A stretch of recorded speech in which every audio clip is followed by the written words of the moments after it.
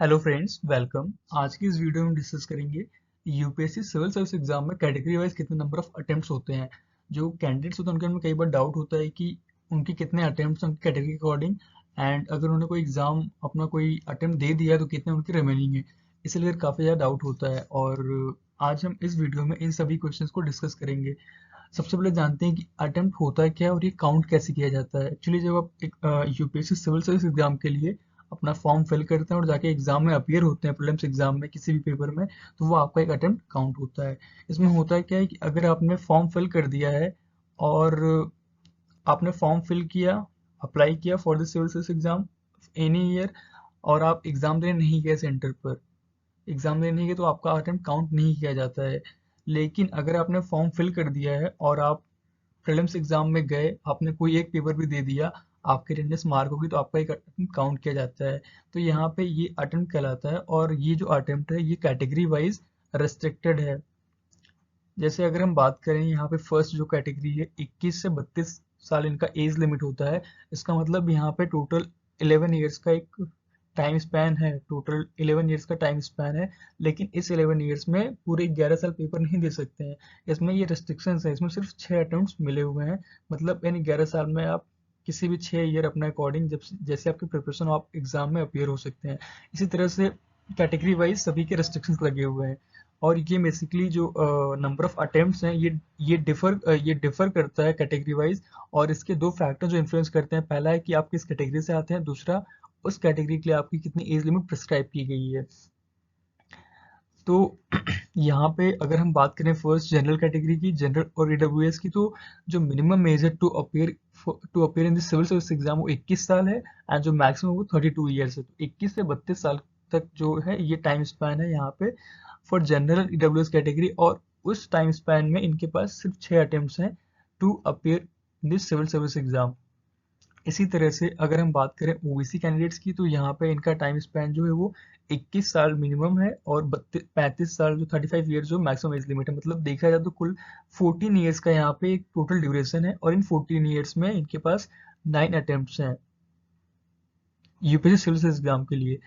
और अगर हम बात करें यही एससी ऐसे कैंडिडेट जो एससी एंड एसटी कैटेगरी से बिलोंग करते हैं, तो उनका जो मिनिमम एज लिमिट होता है वो 21 साल होता है एंड मैक्सिमम 37 ईयर्स होता है। तो यहाँ पे इनके पास टोटल 16 साल का एक टाइम ड्यूरेशन टोटल है।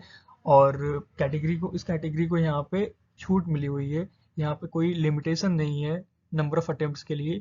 आप यहाँ पे जितनी आपकी जब तक आपकी अपर एज लिमिट नहीं हो जाती तब तक आप इस एग्जाम में अपीयर कर सकते हैं।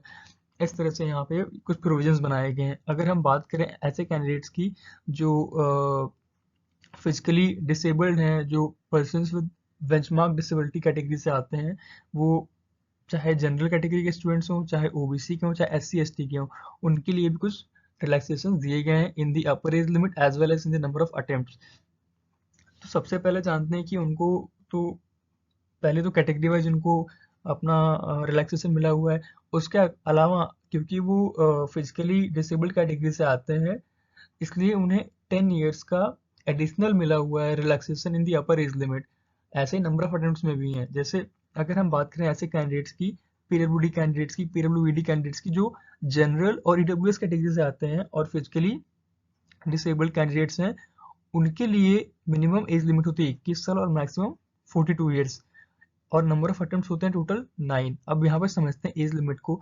जैसे अगर कोई कैंडिडेट जनरल ईडब्ल्यूएस कैटेगरी से आता है तो उसके लिए प्रिस्क्राइब्ड एज लिमिट है जो कैंडिडेट्स हैं उनके लिए 21 से 32 साल का होता है। लेकिन अगर उसी कैटेगरी में से कोई कैंडिडेट्स है जो फिजिकली डिसेबल्ड है, तो उस कैंडिडेट्स के लिए मैक्सिमम एज लिमिट हो जाएगी 42 ईयर्स। मतलब 10 ईयर्स का यहाँ पे देखा जाए तो एक तरह से एडिशनल रिलैक्सेशन मिला हुआ है। और ये कुमुलेटिव इन नेचर होता है, मतलब कि आपकी कैटेगरी के अकॉर्डिंग तो आपको मिलेगा ही, लेकिन अगर कोई एडिशनल जैसे फिजिकली एबल्ड नहीं है कैंडिडेट्स, उनको एक एडिशनल रिलैक्सेशन मिलता है और फिर उसको ऐड करके then upper age limit fix की जाती है। तो इसके अकॉर्डिंग यहाँ पे अगर कैंडिडेट्स जनरल ईडब्ल्यूएस कैटेगरी से आते हैं फिजिकली डिसेबल्ड, तो उनके लिए 21 से 42 साल की एज लिमिट फिक्स की गई है और नंबर ऑफ अटेम्प्ट्स उनके 9 हो जाते हैं यहाँ पे।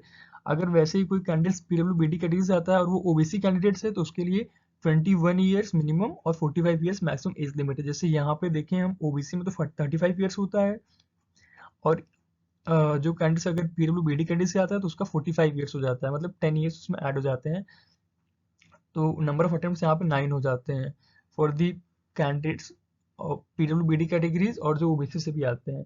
ऐसे ही कैंडिडेट्स अगर SC/ST कैंडिडेट्स हैं और PWBD भी हैं, फिजिकली एबल नहीं है कैंडिडेट्स, तो उनके लिए मिनिमम एज लिमिट 21 साल और मैक्सिमम 47 ईयर्स होता है। और फिर अगेन यहाँ पे अगर वो कैंडिडेट्स SC/ST से आता है, चाहे वो फिजिकली एबल हो चाहे डिसेबल हो, उस वहाँ पे कोई एज लिमिट नहीं होती है। अगर आपका जो मैक्सिमम एज लिमिट अगर आपने क्रॉस नहीं की है, then you are eligible to appear in the exam. कोई एज वहाँ पे नंबर ऑफ अटेम्प्ट्स पे कोई रेस्ट्रिक्शन नहीं होता है।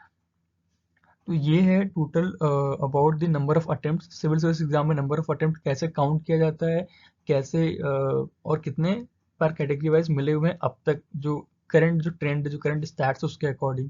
तो एक बार फिर से देखते हैं कि जो नंबर ऑफ अटेम्प्ट की जब हम बात करते हैं, तो आपने फॉर्म अप्लाई किया हर साल एग्जाम के लिए। जैसे 3 स्टेज होती हैं, प्रीलिम्स, मेंस, इंटरव्यू। शुरुआत होती है प्रीलिम्स से। प्रीलिम्स का फॉर्म आता है, आपने अप्लाई किया, आप एग्जाम सेंटर गए। प्रीलिम्स के 2 पेपर होते हैं, अगर आपने एक पेपर ही अटेम्प्ट कर दिया, एक पेपर भी दिया, एक पेपर में बैठे हैं आप, तो वो आपका एक अटेम्प्ट काउंट किया जाए, क्योंकि अटेंडेंस लग जाती है फिर उसके बाद। तो आपका एक अटेम्प्ट काउंट किया था कि आपने सिविल सर्विस एग्जाम में अपना एक अटेम्प्ट दे दिया है। अब आप प्रीलिम्स करके मेंस तक जाएं, इंटरव्यू तक जाएं, या प्रीलिम्स से बाहर हो जाएं, ये it is all up to your performance. लेकिन आपका एक अटेम्प्ट माना जाए कि आपने अपना एक प्रयास दे दिया। अब आपके पास जैसे हम बात करें कैंडिडेट्स, OBC कैंडिडेट्स की, इनके पास 9 अटेम्प्ट्स हैं। किसी कैंडिडेट ने अपना एक अटेम्प्ट दिया, पेपर में गए, एग्जाम में प्रीलिम्स में बैठे, तो उनका अटेम्प्ट काउंट हो जाएगा। They have just 8 attempts left, तो इस तरह से अटेम्प्ट काउंट होता है। लेकिन अगर आपने फॉर्म फिल कर दिया, अप्लाई कर दिया for this civil service exam, preliminary exam, लेकिन आप एग्जाम सेंटर में गए ही नहीं, आप नहीं गए, तो आपका वो अटेम्प्ट काउंट नहीं होगा। मात्र फॉर्म भरने से अटेम्प्ट काउंट नहीं होता है। तो ये इसका बेसिक फंडा है, और ये नंबर ऑफ अटेम्प्ट्स हैं कैटेगरी वाइज, जो मैंने अभी यहाँ पे डिस्कस किया। सो ये थी कुछ details about the number of attempts in civil service exam.